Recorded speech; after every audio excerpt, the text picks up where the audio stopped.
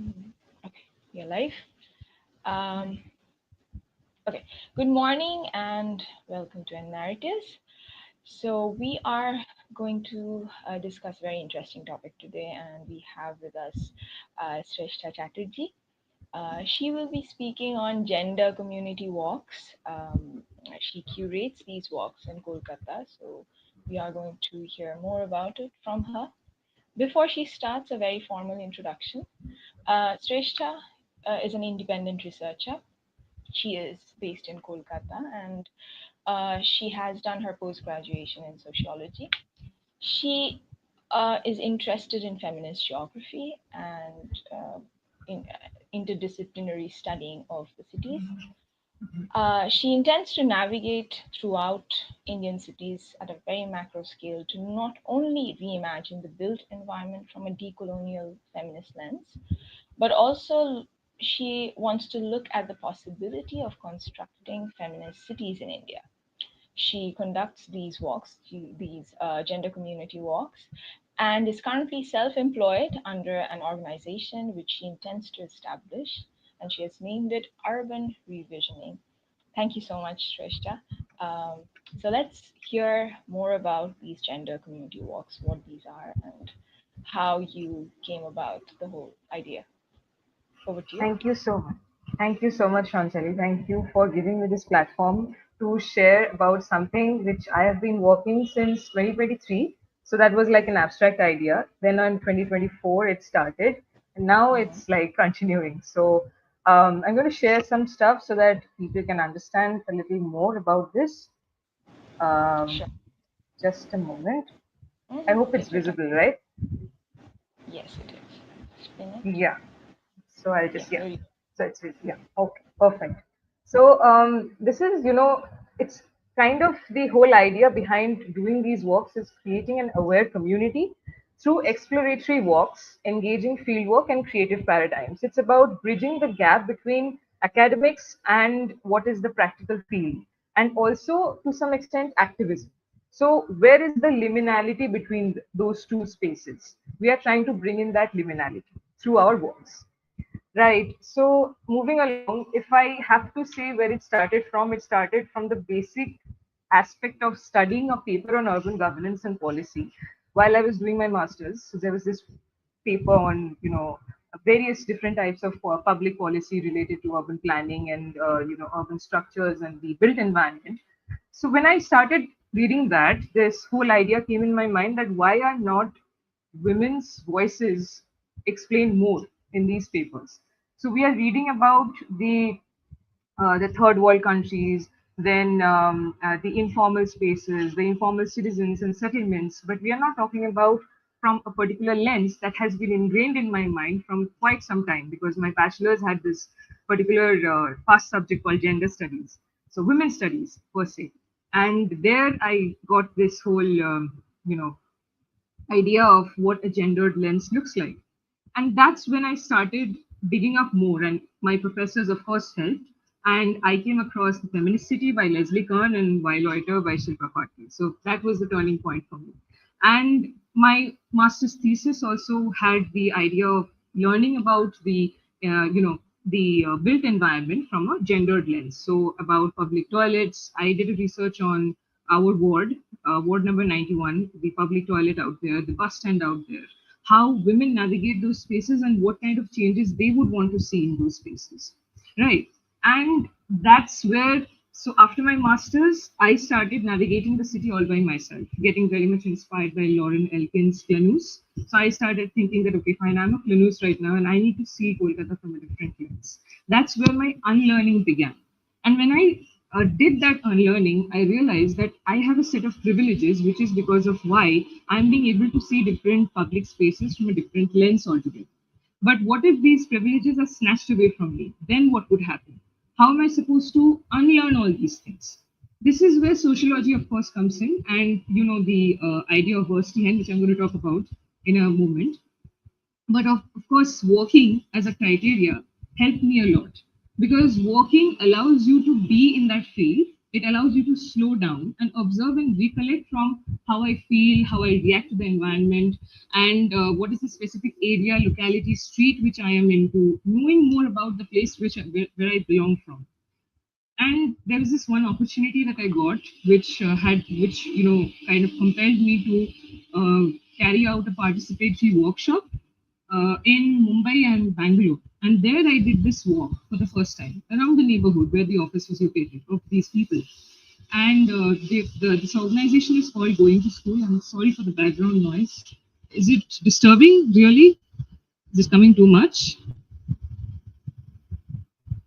It's No, no, fine, it's right, completely Shranchali? fine. It's fine. It's fine. Okay, okay, great. So when at that moment when I conducted that walk, I realized that I haven't done this in Kolkata.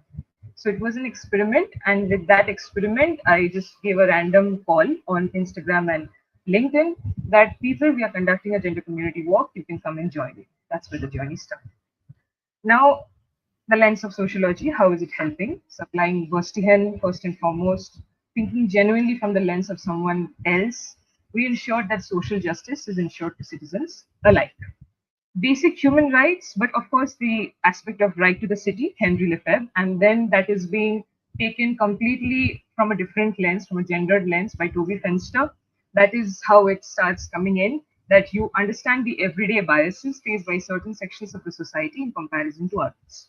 Your idea of how to apply sociology, because there's the concept of sociological imagination, everyday sociology. How are you supposed to look about around your own space and then kind of reflect back on it. And socialization, we spoke about a lot how spaces are gendered. So when we speak about gendering spaces, this is mainly starting from our private spaces itself, and that is spilling over to the public. Right? So public sociology, urban sociology, and feminist analysis. Put them all together, you have our gender community works. This is like the framework from the perspective of sociology. Now, this is why understanding the everyday is important. This is one of the articles which I took my inspiration from. It's called Feminist Resistance Through the Lens of Everyday Lived Experiences of Young Women in India by Nabila Kazmi. And she says that why the everyday is something which is overlooked. And if we look into it really, we can create pedagogies which are very much, tangible, very flexible. So flexible pedagogies could be created where within the pedagogy you can create a safe space where different narratives can come in. So I think N narratives. So this kind of matches with the whole theme of it because we are speaking about different narratives, various complex narratives coming in together, which is why the everyday kind of brings that together. And one of the main focus of our works is looking at the everyday spaces because we don't go there as someone, okay, we have an idea, we are going to a place. No, we are completely blank and we visit these spaces when we are doing these works. We're coming more into that. These are some examples which I kind of drafted from different parts of Kolkata and not just Kolkata, there's a part from Mandarmoni as well. So this is Baligon Station Market. What is hygiene in front of a public toilet? Someone is putting up their shop because they need a space for themselves, they need a space of commerce and their everyday livelihood, right? And then examples of women claiming threshold spaces as spaces of leisure in order to resist such spaces being utilized only by men. Threshold spaces, the uthon or the chowkat, and also which we call in Bengali. So that is the liminal space outside the house where there is an enlarged, like something which is coming up from the walls, and you can sit out there. They are like steps, but not really steps. So these are present in both in South and North Kolkata. That was some specific things. That were some specific things that I noticed, and a lot of others noticed as well as we went along with the walks.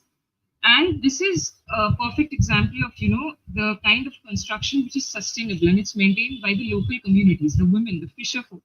So the women they have the fresh catch, they bring it, they cook it in the kitchen in Mondanmoni around the beach, and these hotels, so they have been made in with such sense that even if there are high tides and the hotels break down, they could be reconstructed.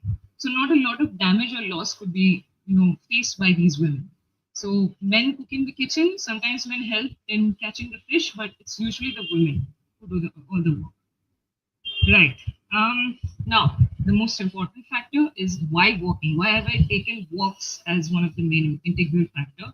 See, walking itself as a main uh, agenda could have a lot of meaning because first and foremost, it's good for your communication, physical, mental, and social health. Everything kind of gets reshaped somehow, which I felt because it was my own personal experience. And then I started looking at others' experiences when groups came in for the walks. And they also said that yes, walking does help us a lot. It helps us clear our mind. It helps us think a little more better and also makes us a lot more compatible with the people whom we are walking.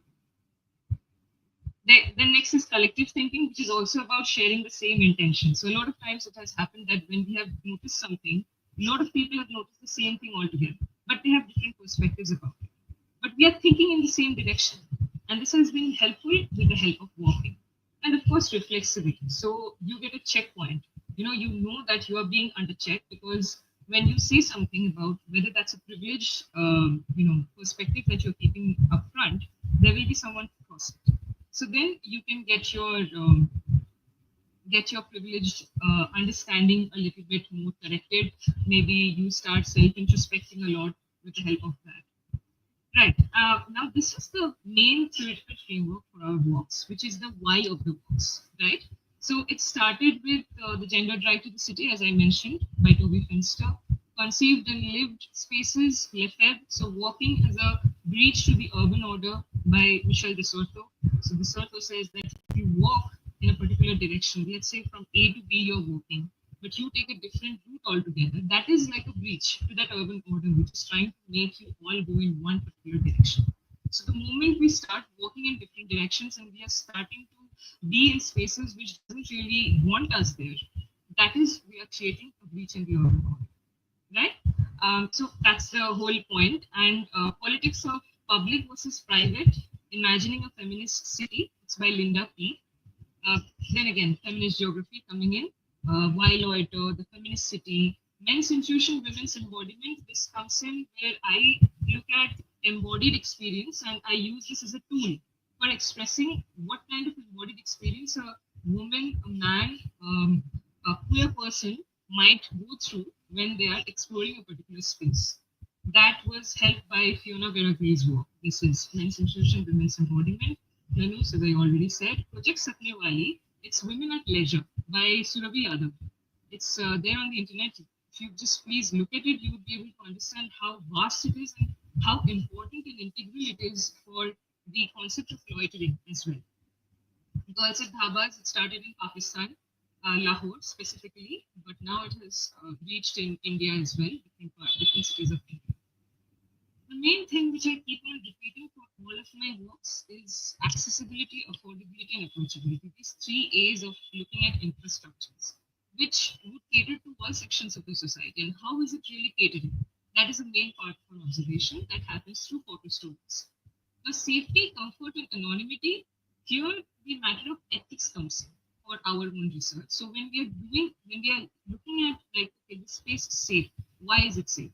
The space is comfortable. For whom is it comfortable? And anonymity, who exactly requires anonymity? Right. So these are the intersectional perspectives and the intersectional approach that I have taken up, Willie Crenshaw, and the decolonial perspective, plurality of feminisms. There is just not one feminism. It's a very important talk by Kamala Hassan. It's there. It's a TED talk. It's there on YouTube, so everyone can have a look at it. And fostering the importance of community engagement, it I kind of took from two organizations, actually three or four, because there's City Sabha, there's Community Design Agency, there's Social Design Collaborative, and there's Mahila Housing Trust, which is a part of SAFE. We all know about this, like defining a public space from a gendered lens. This is one of the main factors. And I'm just going to gloss over them because this is a lot of theory. I don't want to focus more on the theory part. But, this is one question that I ask people that tell me which space looks comfy for you and which is comfortable for you. And apply your gendered lens. So the moment you apply your gendered lens, you know that you're using the thought up socialized part to navigate through these spaces and to really kind of judge these spaces. So when they do that, they're automatically saying that the most answered one is this one. This is the space that they like the most. out of all of these. They don't prefer these spaces. So yes, this is, and of course affordability, approachability, and accessibility. How we look at it. So affordability, it implies social change, social stability towards economic factors of accessing spaces. Now this is an affordable space. It's a public eatery. It's a roadside eatery as well, around the Shukya Park, and people can sit there and have a good time with others, and also get affordable food. But that affordability comes in with a lot of ethical questions. Is it hygienic? It comes in that part. Sorry. Accessibility implies social justice, social equity, and social change. So these are again the sociological knowledge that how we are utilizing it. Of course, the public toilets, outside public toilets, you can see these signs and symbols. And this was one such public toilet which was very accessible in nature. It had a ramp, it had clean toilets, but it's not used. Why? Because there's not enough lighting around. This man who guards the guard of the toilet, he said that not many women come out here after dark. It's because of the fact that people choose to go to malls or any other space apart from this. It's around Rabindra Shodul. So that is why inside Rabindra Shodul there's a public toilet, and people use that apart from using this because this has less of lighting around. So the moment an infrastructure is added, you can access better spaces. This is something which we kind of realized after we went into more and more such public toilets and understood the different perspectives from people, which is why taking interviews and learning from people is one of the critical factors where we use these three aids. And of course these are seating arrangements which look very approachable to you, so you can sit out there, you can have and enjoy your time. But then again, we have seen mostly men sitting out here and playing ludo or different types of card games, but hardly women sit in these spaces. This is outside Villa Planetarium, so it's just going towards Villa Planetarium, and we are walking through that area where Victoria Memorial ends and of course, the most important question. So, how do you define your right to the city? Henry Nichols and David Harvey's concept. So, and then we move into the aspect of the feminist lens of looking at your right to the city. And here is the turning point where the gendered understanding of right to the city would involve retelling the subservient narratives of developing counter hegemonies. So, there's a structure, there's a ladder, and you're trying to put that ladder upside down. When you do that, you're automatically challenging a lot of narratives, a lot of different opinions and perspectives, which has been repeated again and again and again. And the moment you try to do that, there will be a lot of hindrances, which we have faced from our very first war. But it has been surprisingly successful because of the people around us that they have put in their energy, and the participants who came in. They have kind of challenged it regularly, and their motive has kind of inspired me as well to move forward with this, which is why it's continuing. And it's so at the end of the day, it's the people and how they're imagining their right to the city, because it's about political participation, and it's also about having the ability to kind of reiterate your own vision about how the space is going to be created, right? So, which is why we took this idea of let's see how a feminist sense on the right to the city. This is from Bangalore. Actually, this was one such wonderful example. This is a transgender, and this is a woman who is saying that transgenders are actually not your enemies, but they are standing strong with you.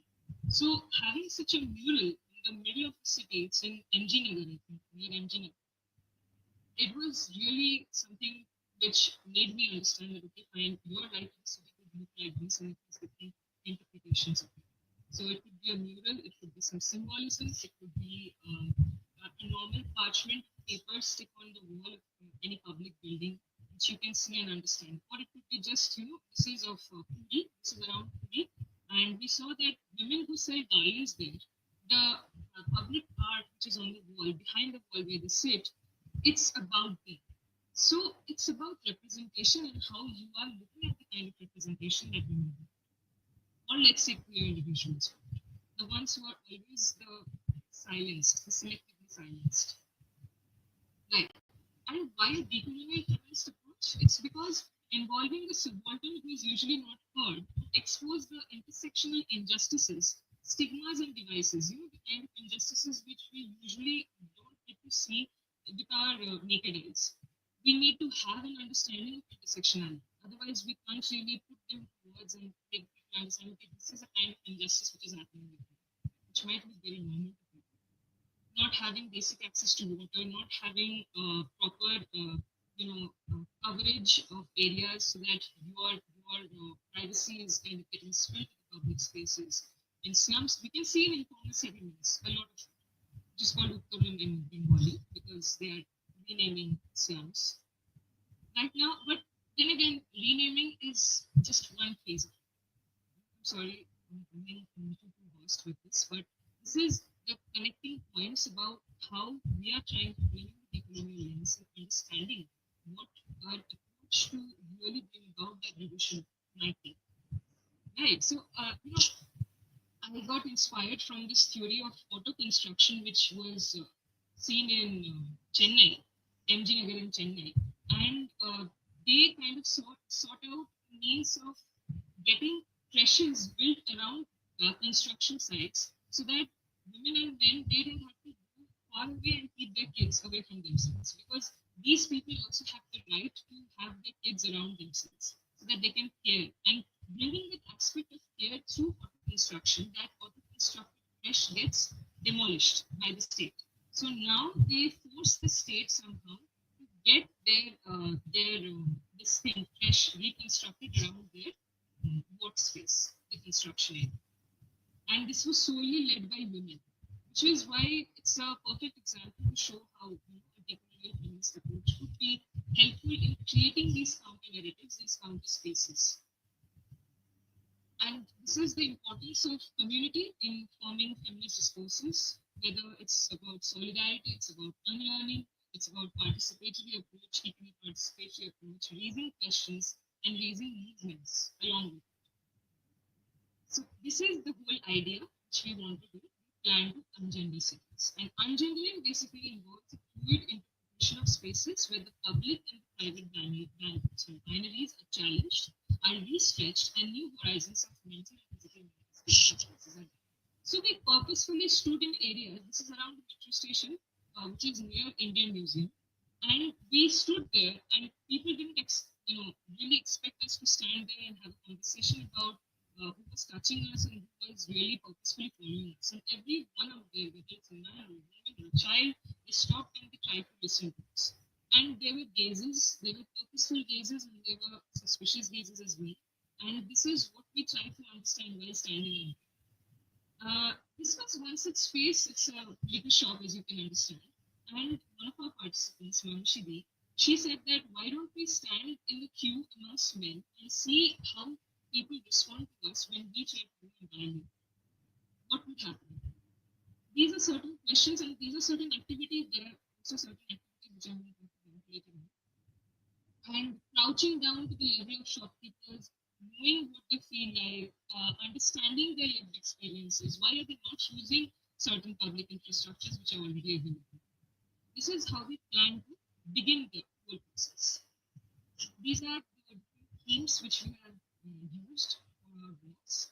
Also, there have been three other walks which is not, I've not mentioned it, but it ranged from different things like walkability, then leisure, and care in the city, how the city cares for us, and walking around in urban commons, so short walk. Color walk around North Kolkata to understand the politics of color and representation in buildings as well as in different areas of the city. Then there's food walk around from, let's say, from Triangular Park to Rajbari Moon. We did that. Night walk celebrate 16 days of activism. And we had a walk with school students as well as college students, and that was something which I cherish a lot. And of course, there was a gender and heritage walk around Flower Market, which is a really good flower. This is like how it happens. We do an icebreaker, we meet and greet, and of course, we meet a little bit of networking. Then we revise our journey path and itinerary, but we are very flexible with it usually. It's not something very fixed always. We walk through the area to observe. I direct them to some observations, but they, of course, they provide their own unique observations later on. We observe symbols and listen to stories that the field tries to tell, getting our facts checked, which has allowed us to check our privilege, shift our behavior, and approach towards people. Whom should we question, permission, the ethics, position of asking, everything. Then we interview people who are present in the field and who are ready to humor us, humor our questions. And then when the work ends, we find a place to sit, whether it's a public plaza, a park, a cafe, or an eatery, and discuss about observations through our body mapping and also our controls. So these are our tools basically. This is like a visual timeline. So this is where we meet, when we interact, we observe the pictures, we listen to people, we note them down if we are listening usually, and then we see.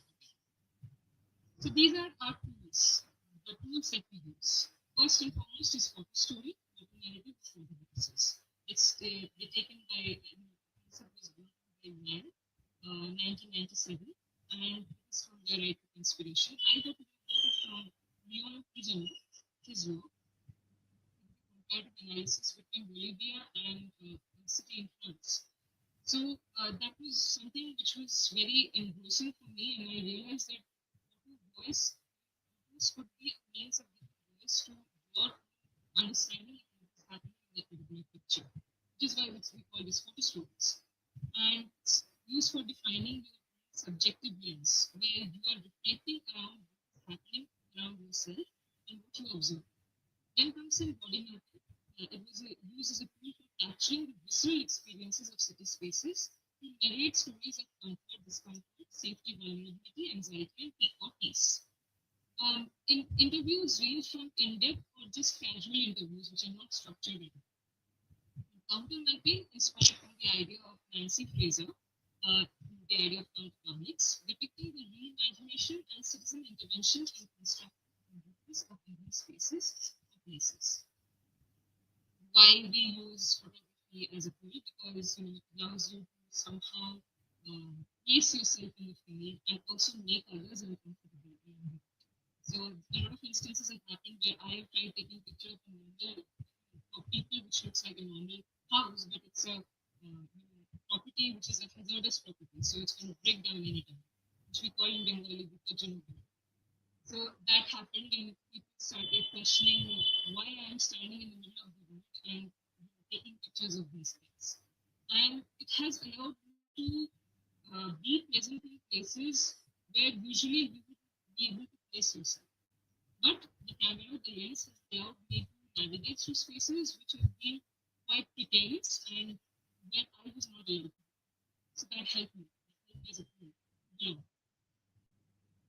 This is just one such picture of how we do our photo stories. And this is like observations could be enough trees to control the effects of pollution, visibility of what happens inside the car. This is around 2.5 by the way in Bangalore. And better sitting spot because this is what we call the care infrastructure. So, where infrastructure is care for you. We understand that through this. And trees also, planting trees itself is a huge care infrastructure, which is an ecological infrastructure, you can say. And wider pavements, which is good for the community. So this is how we create our photo stories. Then comes in the different short stories by participants. It's a collage and a huge collection right now, which was showcased in the exhibition, but this is just a few of them. And how people interact, how people take spaces. So domestication, uh, then the right to sleep or rest is equal.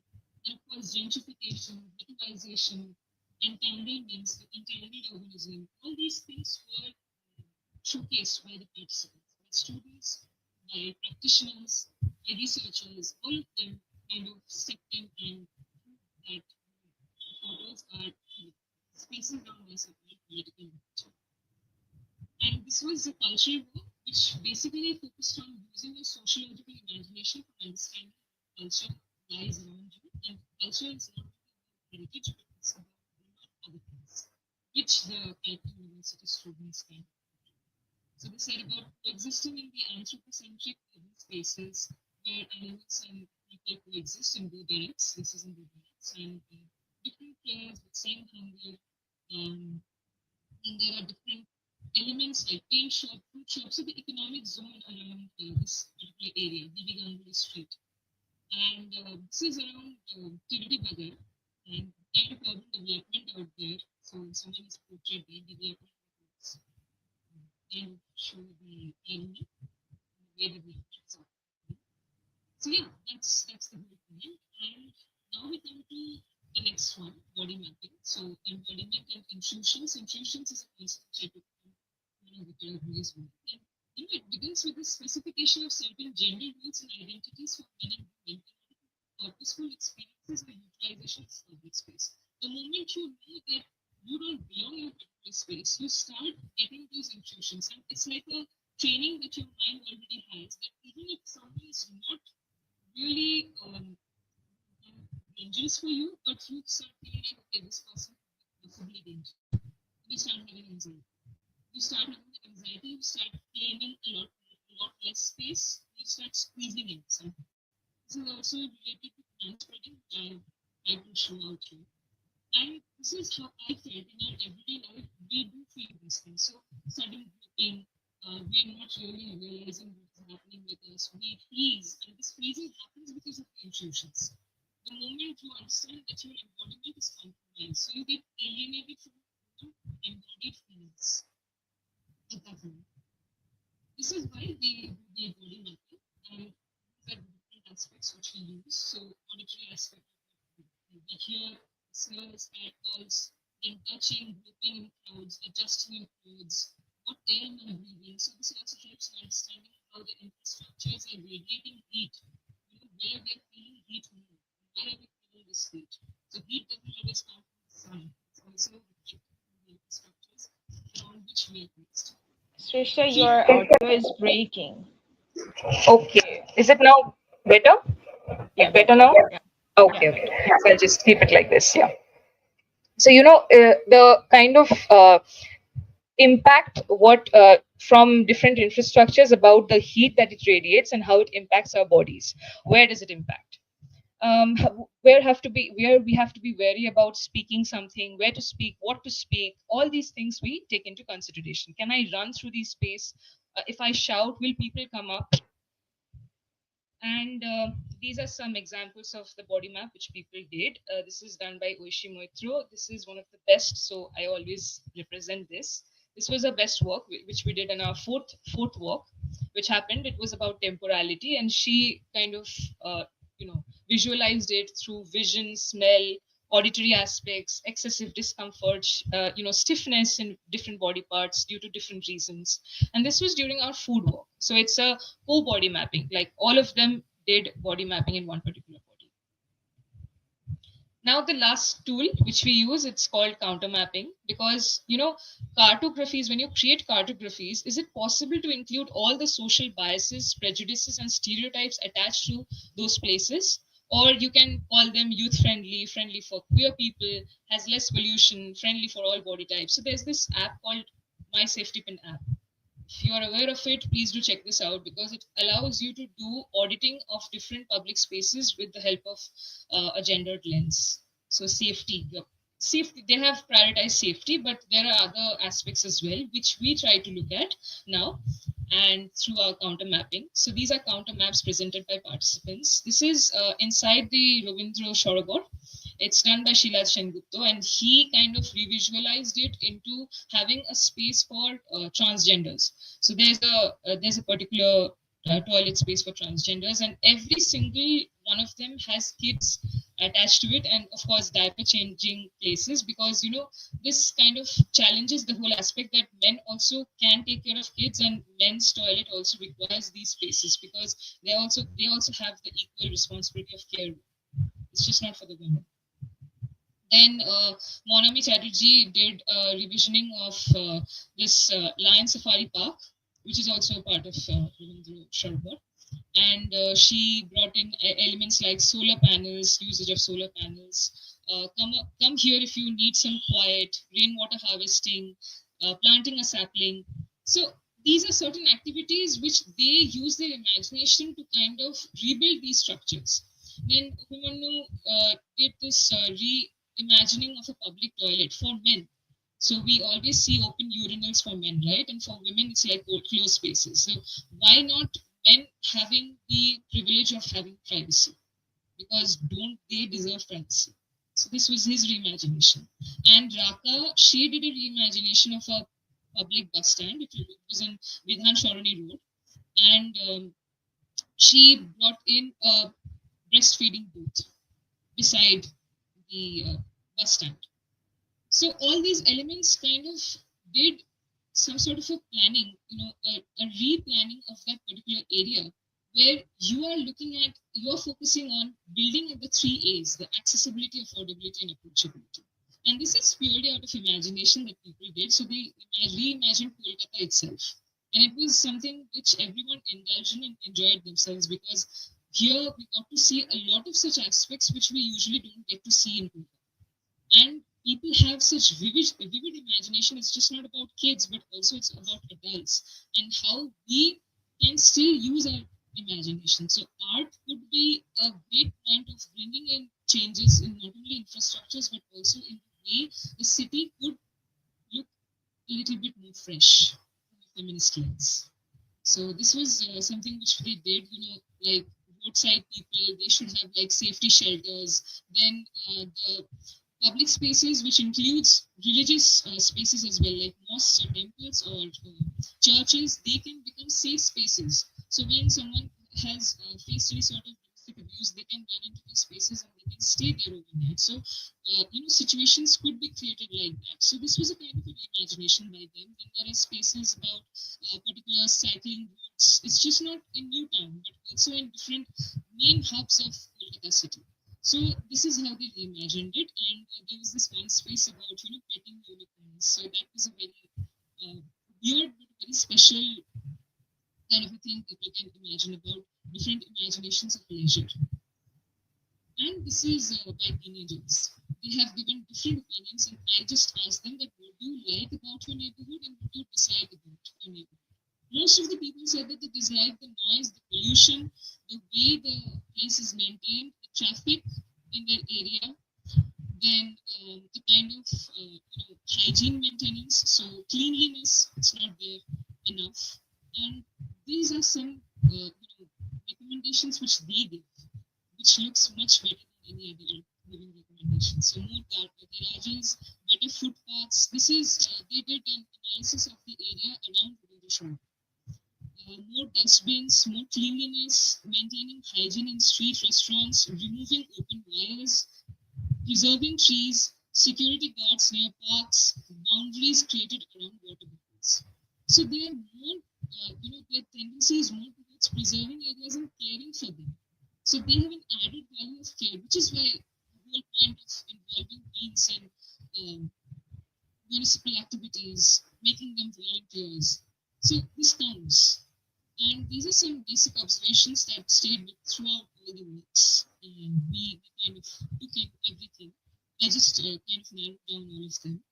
And it's about where the maintenance is, which wards have the maintenance, which wards don't have the maintenance. Where you see more public participation, more political participation, it is very, tactical in nature. So the more the area which has a very present political figure, you would see that area to be much more cleaner, much more well maintained in comparison to areas which don't really have that much of political participation. Public spaces maintain and propagate heteronormative binaries in every single structure formations, whether that is starting from swimming pools to tea stalls and toilets, everywhere. That is an omnipresent factor. And smell sound is given by Dr. Shantan Ghosh. Sorry, yeah, the Shantan Ghosh, and he's doing his doctorate right now. So, and he said that on the olfactory aspect of urban planning. So smellscapes, he's working on the aspect of smellscapes, and he uses smellscapes to understand different parts of the city because he considers that it's an aid to a lot of visible people who won't be able to see through or navigate through the city in the same way where able-bodied people can. So he said that smell and sound could determine how many cultural groups stay in a particular area and what is their taste in specific things like food, music, determining the essence of places wanted. And I don't even want to start with the catcalling and the gaze and the whistling which we had to face when we went through certain areas and not to the case, but it's not true. And this is the ethical part where we kind of question. So this is like, privacy is a kind of a luxury for many people.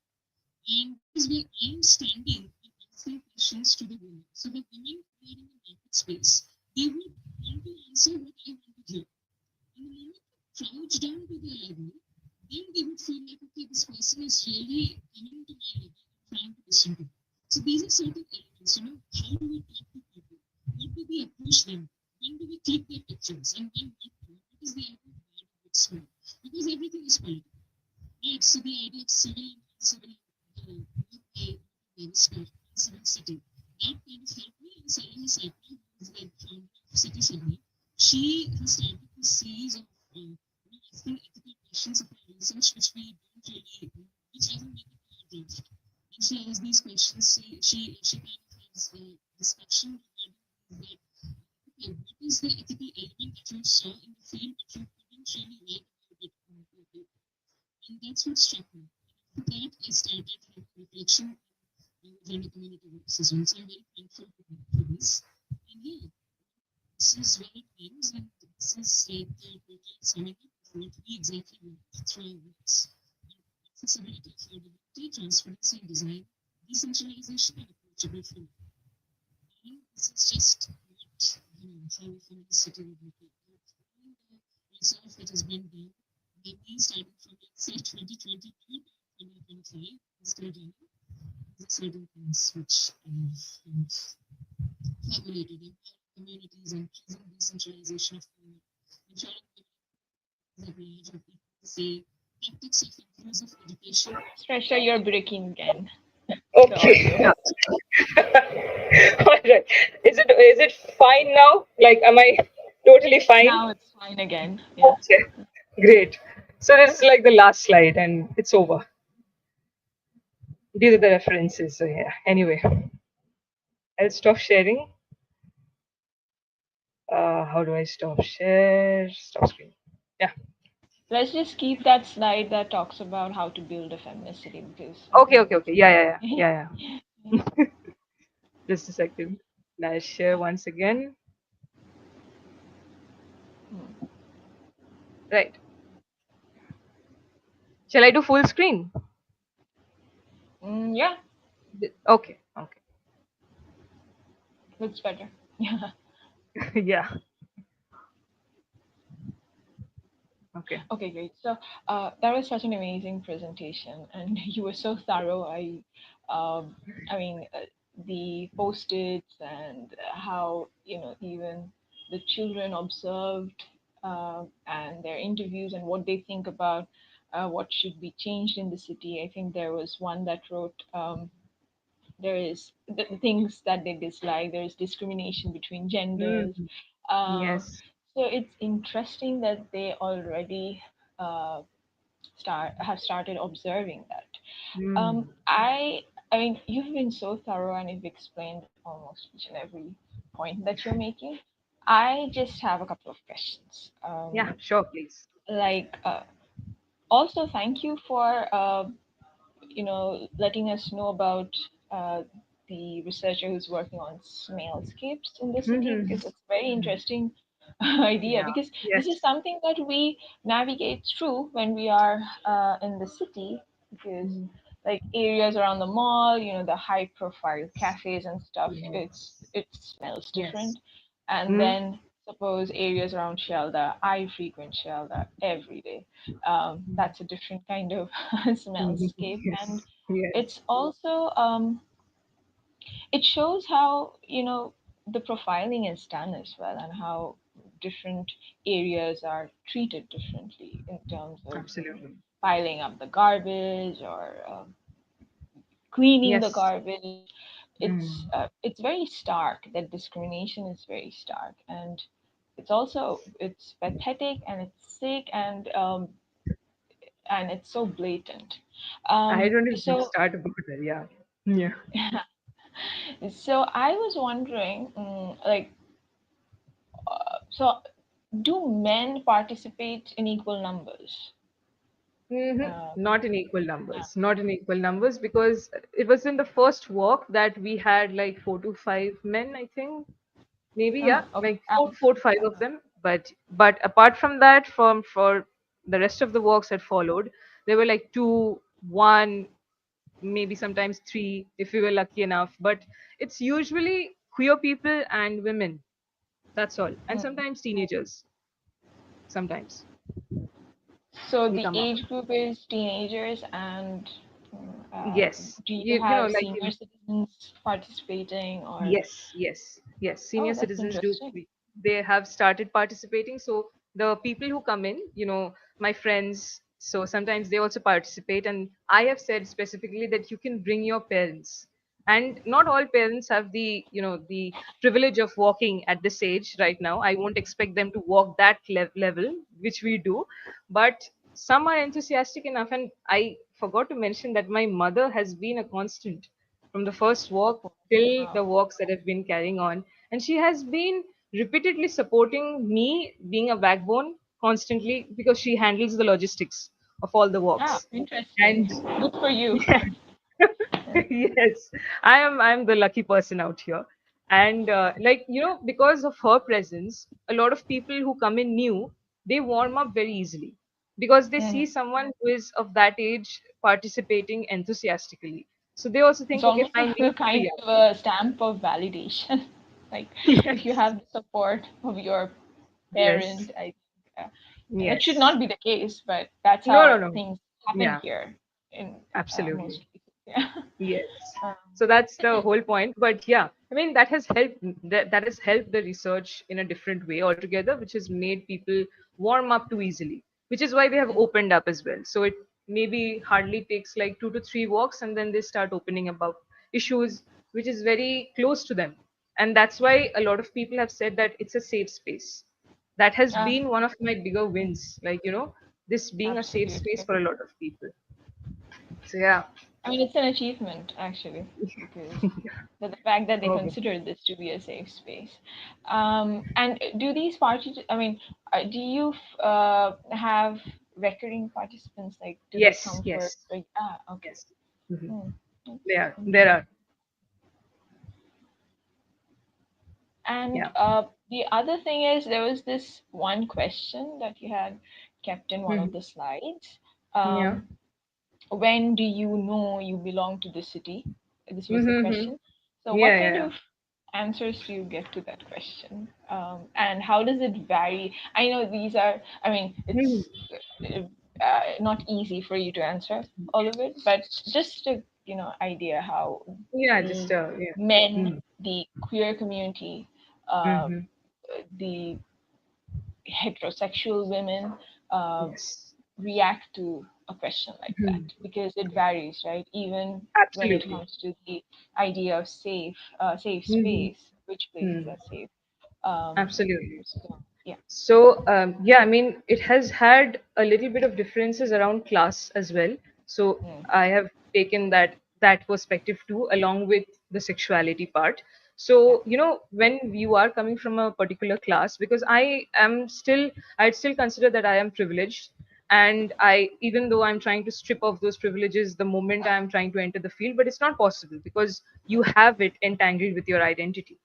And I don't ask this question like directly on their face, Mm, but I ask, like, where are those spaces where you truly belong, you feel like that you belong in the city? And they say, most of them have said that it's the home usually. But for many people, the home is also not a safe space, mm, right? And then they feel that, okay, there are certain spaces in the city where I see some of my kind and there I kind of belong. It's usually for the queer people, but they mm. don't see that usually. Oh, They always feel like, and there was this girl who gave a narrative. I'm sorry, I shouldn't have called girl. Like, they go by that's he or him, honest right? mistake. Yeah. So sorry, it's my mistake. Yeah. Honest. And yeah, I mean, they said that when I travel via train and I take the ladies compartment, I Mm, feel I'm an alien out there. So I mm, don't belong in those mm, spaces. I don't belong in my college campus because I'm bullied for being a little different. And these are certain elements which I kind of have heard a lot. And there was this guy I spoke about, Sheila, right? And he said that I have had been heckled, I have been mocked because of the way I speak. And I've seen that a lot from coming from schools. So when I was a teenager, I heard that a lot around me. So this has been a kind of repetitive factor. And at the moment when you're thinking that there's so much of conversation about feminism, there's so much of conversation about equality, there's Pride Walk literally happening every single year in our city. But within the Pride Walk, I have noticed like people teasing each other. And it's not a good type of teasing. Like teasing, I understand there are different types, but it's not a good type of teasing. The Mm. wolf whistling some transgenders because they have wore a sari and they wore a mask, or they're not comfortable in showing their faces. Is it? And someone passed a cat call right in front of me, and they were volunteers of the Pride Walk. It was Wow. a disgusting affair that I saw right in front of my eyes, and I just can't unlook. I mean, not look at it in the same way. Pride Walk itself, because for me it was the first time that I'm attending Pride Walk, and this is the first thing that I see. So yes, for men, belonging is a little easier. I've always seen that, and a lot of men, I don't want to say that they're entitled in some way, but to some extent, they also know that we have this privilege. They also Yeah, they have can get this, away with that. Yes. yes. But And women always, yeah, yeah, you're saying something. no, no, that's fine. You continue. I'll. Yeah. So, but yeah, for women, it's not the same thing. Even though Mm. they can say that, okay, fine. There was this girl who said that, I would prefer. We did a walk through Esplanade, the market, and Mm. it is a very dingy area. It's not too comfortable to walk around unless you're buying something. So if you're not buying something, you know how that feels like. So, and they said that I would rather prefer Park Street, Very because Park congested. Street, Mm. yes, very congested. And they said that I would prefer Park Street because the hawkers know when to maintain a distance in Park Street. But in Esplanade, they don't know how to maintain a distance. They are just over you. And I then said that I, I then said that then think about all those men and women who have to navigate through this space every single day to go to office. And then they started, okay, fine, yeah, that's something which we need to understand. And walkability. So we did our walk on walkability, and they said that walkability, is it really something which we planned our cities keeping in mind that, okay, we need to make it walkable? I don't think Kolkata was planned that way, because it's supposed to be a commercial hub for a colonial, for colonizers. So, Mm. and then after that, it didn't really change. London changed a lot. Kolkata stayed a little bit like that The same. until the new. Yeah. So yeah, the neoliberal turn came in, and then things started shifting. But then they said that, I think walking is still a leisure for a lot of people. And And also a privilege in this city yes, because you yes, hardly have spaces to absolutely. walk. Yeah. Absolutely, it's a privilege. So I, every single time we go for a walk, and say, look at how privileged you are. Yeah, And then, I yeah. mean, every other day you see something or the other coming up, Ah, and absolutely. I mean, when Yeah. you talk, if you talk about the vendors, then Yes. the very next question would be then where would they go? So it's a very Mm. uh, yeah. I mean, it's not about political correctness, but also how practical the whole thing is. You need people. I Exactly. mean, the I think the choice would be whether you want to walk or do you want someone to Yes. earn their living. So it's a Yes. very dicey Yes, area. absolutely. Yeah. Very dicey. And thank you for mentioning about the vendors, because I asked one of the female vendors that, what kind of changes do you want? Like, do you face any sort of problem when coming from Balingen station and putting up your shop out here? And she said, no. Who am I to say something about walkability? Who am I to say something about infrastructures? I'm getting my pay, I'm getting to do my job. That's it. That's fine with me. And that's the biggest, like, I've been the most uncomfortable at that point, but also that was a huge strike on my own privilege, because at that point I realized that, okay, the things that I am navigating with, it's not same for all the class sections.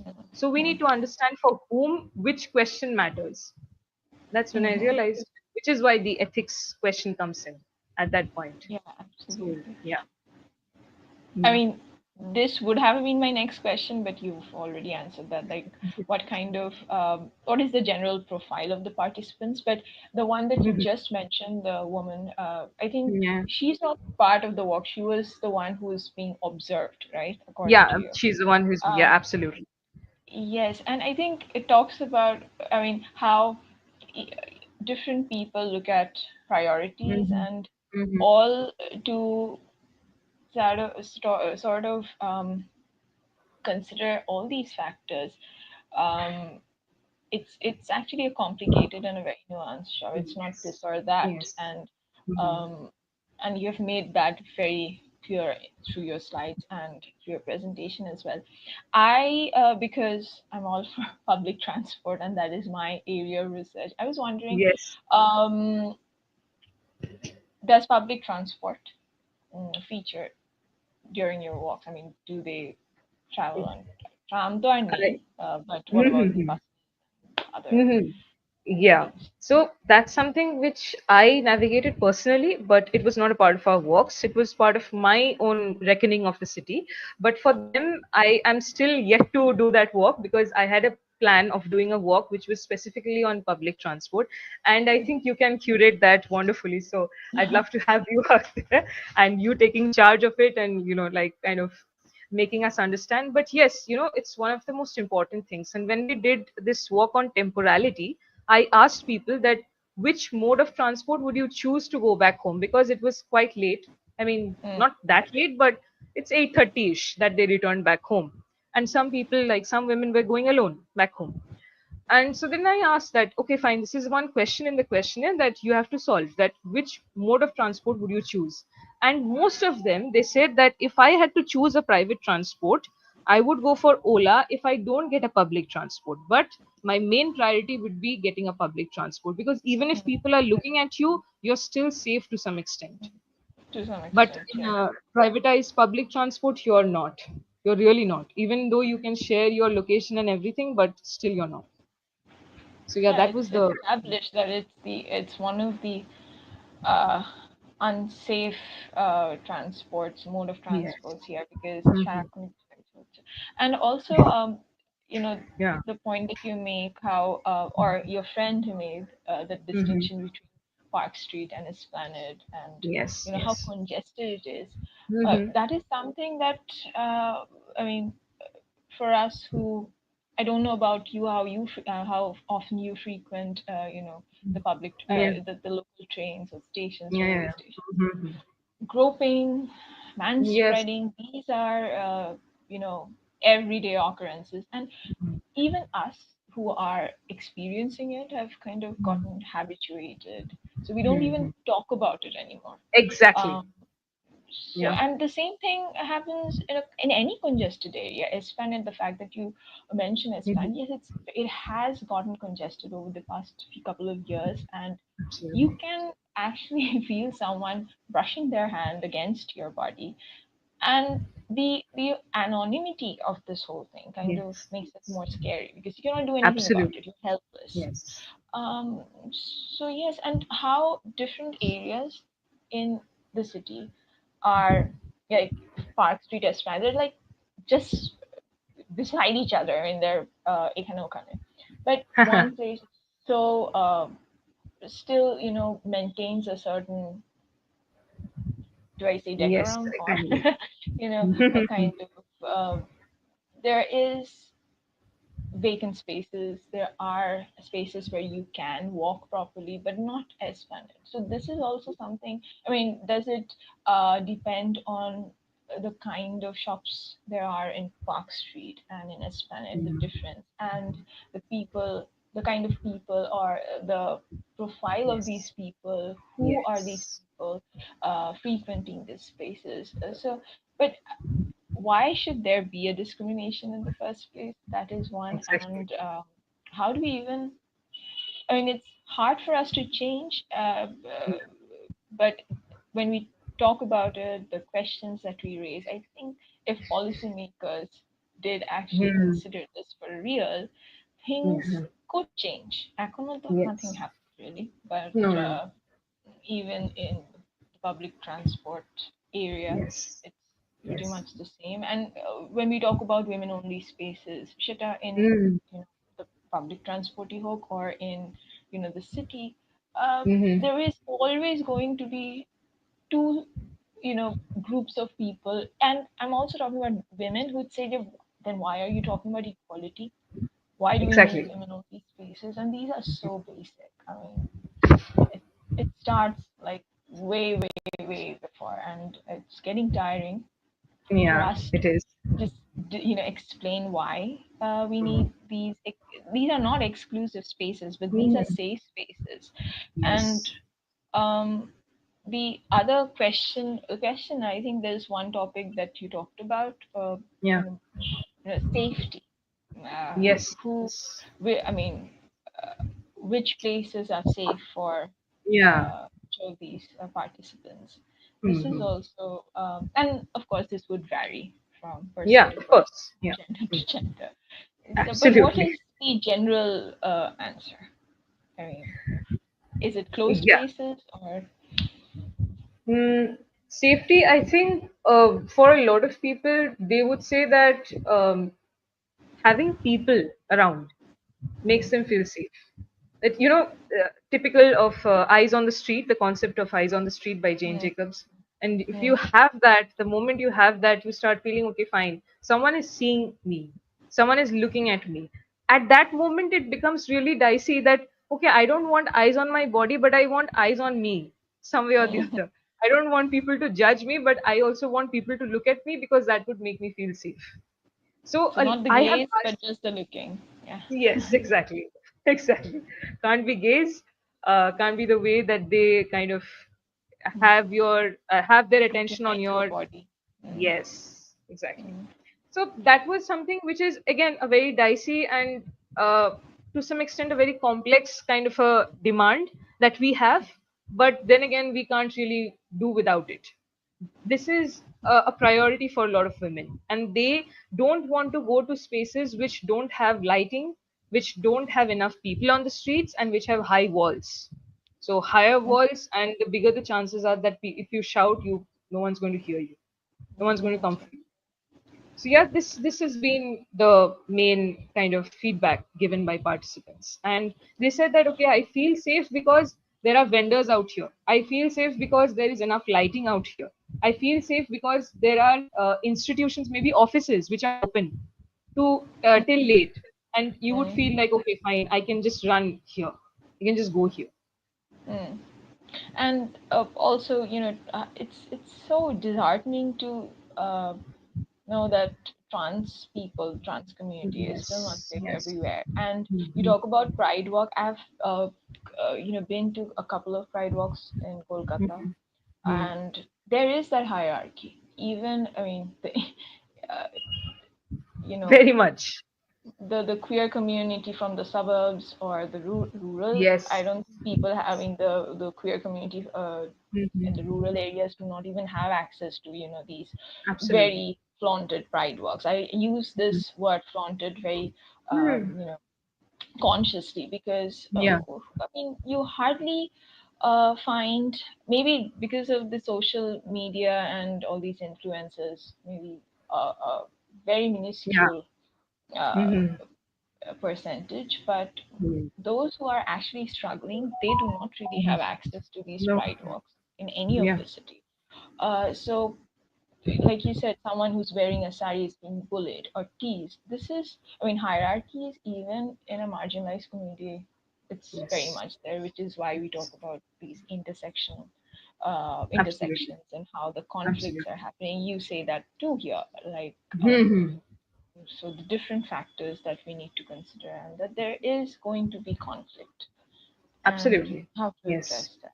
So I also, I mean, don't buy the fact that just because it's the queer community we can categorize them. I'm not saying that you did, I'm just, the general view Yeah. is that Mhm. you can Absolutely. categorize, label them as the same thing. It's like the same consensus of Mhm. calling women, every Yeah. woman, Mhm.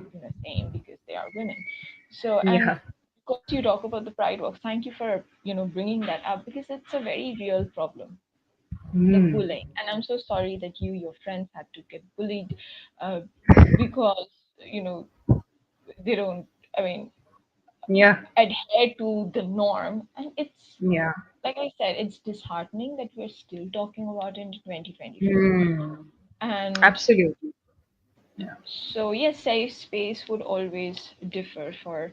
Uh, I think there is going to be a difference between or within the queer community. So Yes. Yes. the trans people, the trans community would always, perceive Be the one. Yeah. Exactly.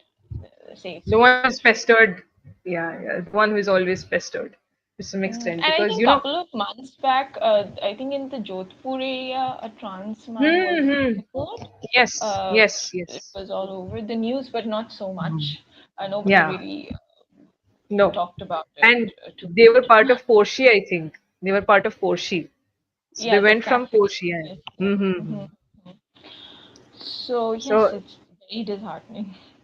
and we did from our fifth walk, like the fifth gender community walk that we had, not fifth actually, sixth one, and we went around the Ravindra Shodhan area, and we questioned someone like a transgender person. They were standing, like couple of them were standing, and I approached one of them, and I said that, what are the things that you would need? And they were very comfortable in giving an interview, like we documented that as well, so someone recorded that as well. And they said that, we are still treated to some extent as untouchables, and that came as a shock for me, because even if like a kid is touched, মানে at this we don't get to see that, আমরা আশীর্বাদ পেলে আমরা খুব ভালো মনে করি সেটাকে, that's considered to be Hmm. very good, auspicious, right?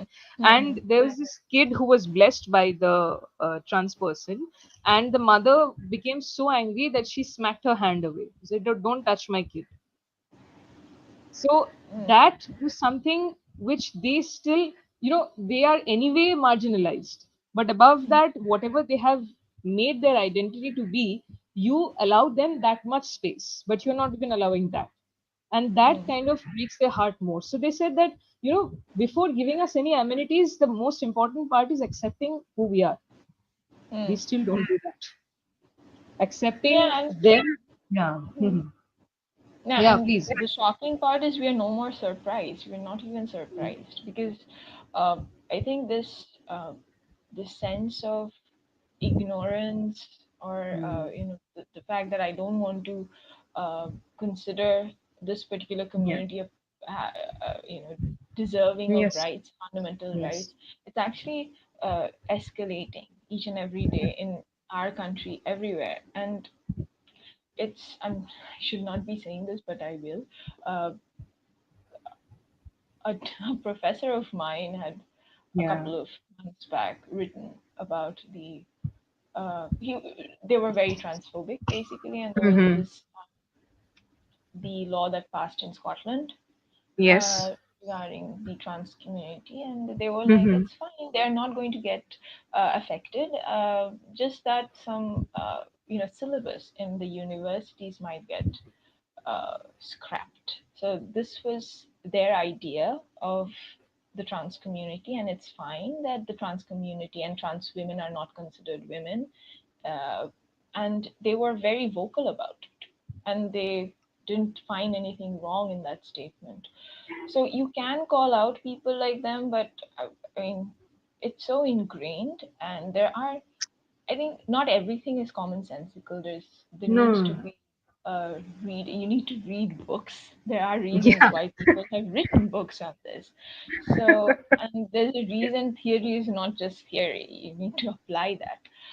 So this is like you start your presentation with bridging academia and activism and uh, yes, so Yeah. and practical theory and practice. So I think Mm-hmm. there is that gap in Yeah. our lives as well, that we do not really merge the two. We are Yeah. always looking at these two things as separate Mm. stuff, and I think this is where the problem starts from. Yeah. And Exactly. it's an eyes on the street, Jane Jacobs. I'm gonna have a look at it. I haven't read Yeah. it. Yeah. Please. Please. And I I can share the also book like with you. ice. Yeah, please do. Thank you. And Yeah. I also like your ice break. icebreaker questions because that's also interesting. And the body map. Yeah. That's a very, you know, I mean, I would say that your participant was very enterprising. The way they, you know, draws the whole thing. Oishi Mitra, you say. Yeah. Yeah. It's Yeah. very, Yeah. Mhm. yeah. Um, so what I understand from Mhm. your Yeah. these walks that you curate and the fact that you are on the path of ungendering the city, you are also talking about, I mean, this ungendering can happen Mhm. uh, when we kind of obviate exclusive factors. So when you are more inclusive. So Yes. I think that's the hope. That's the Yeah. hope, and I really wish it comes true. At least, I mean, Yeah. maybe not in the near future, but someday. No. Yeah. Um, Someday, so absolutely. yeah. And my last question to you is, and for those who would watch it later, when is your next uh, gender community walk, and how could people reach out to you for it? Okay, perfect. So it's on the 29th of June. It's Okay. going to be around an area which is usually seen as a very scary spot in Kolkata city. So not going to name it right now because Okay. they can see it in the posters anyway. So posters are going Okay. to be out on LinkedIn, and like my channel is there on Instagram. It's called Mu Chat Sociology with Srestha, and of course Okay. Urban Revisioning. Like that's a page also, so Could people you can put find it this out on there. the comments so that people could, Yeah, yeah, yeah. Sure, yeah, sure. I can. your link, your channel Yeah, or website you said? Yeah. yeah, yeah, yeah. Sure, sure. I would do that definitely. So can I just like close this one? Yeah. Yes, sure, Close. no problem. Yeah. Okay. Perfect. Stop screen. I'll just write it out here, right? Comments in the Mm-hmm. comments. Okay. And I think Okay. they can see it. And if you share it with me later on, I could Okay, yeah, yeah, take sure, sure. I can do that because here I'm little not so tech savvy with this because no, they're that's saying fine. That's fine. connect with YouTube. No, Okay, no, no, that's fine. I'll That's completely fine. um, yeah, yes. So I think I had another question which I cannot remember anymore, but we could chat later on. Uh, absolutely, absolutely. Thank you so much, Sreshta. This was Thank you so much, so, Shanti. um, educative, and I got to know about a lot of texts and this auto construction that is happening in Chennai, you say? Yeah, this is Yeah, also Chennai. quite interesting, and I think I'll look it up. Yeah, it's Thank you by so Priya much, Narayan. Priya Yeah, Narayan, yeah, and all the best for your next gender walk on the 29th. I would like to see you, moving out of the city a little, maybe yeah, yeah. someday. Sure, Yeah. sure. Fingers crossed for And that. yes, and for that you would have to take your participants on for a ride. So the Yeah, public transport would anyway put yes, you there. So that would also be something to look forward to. Thank yes. you, Srishta. Have a nice Thank you so weekend. much, and Let's I look forward to having you with us okay. someday. Let's see, but thanks for the offer. Thank you. Most Okay. welcome. Bye bye. Yeah. Bye bye.